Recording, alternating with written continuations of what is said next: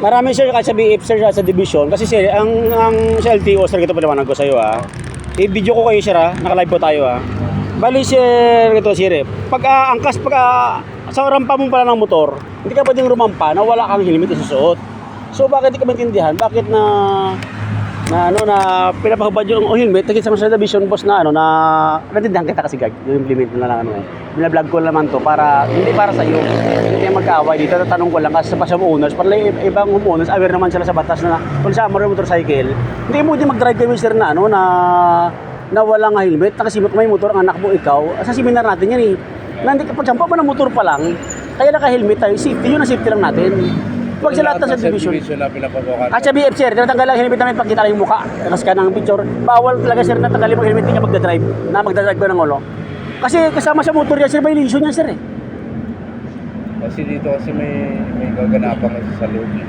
Kahit na sir, pwede sabihin, okay lang kung may exhibition. Ngayon lang, pero hindi naman lagi. May isang... Paps dito ko yung Paps sa subdivision ng Sion sir no?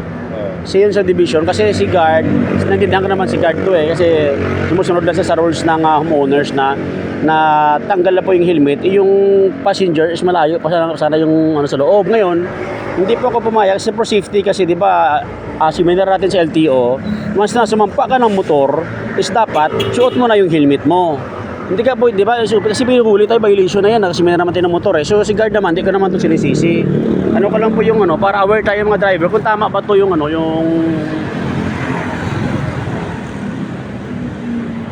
Kasi po kahit sa Marina tayo, di ba sa Marina, sa division, pinamalakalaki sa division, sa beef homes, tinatanggal ang helmet para makita lang yung mukha natin saka mag-ID iwan. Pero hindi ibig sabihin na hindi ka na pasuotin ng helmet mo hanggang doon sa loob sa pinakamalayo. Parang madisgrasya ka doon, mabagok ka. Sino yung mananagot naman sa ating mabagok tayo sa loob? Speed lang yun sir, 20 lang yung speed ng Kaya nga sir, wala man sa speed yung rules sa motor sir ba? Kasi pag sa sasakyan sir ito hindi ka pwede mag-drive huli pag wala kang seatbelt. Sa motor sir, wala naman yung disgrasya dyan sir. Kasi safety naman yung... Hindi mo masasabi yun sir. Although nga, dapat ba din ang owners yung batas ng motorcycle kasama sa batas ng sir. Tangahan na yan kung mag-disgrasya ka pa dyan.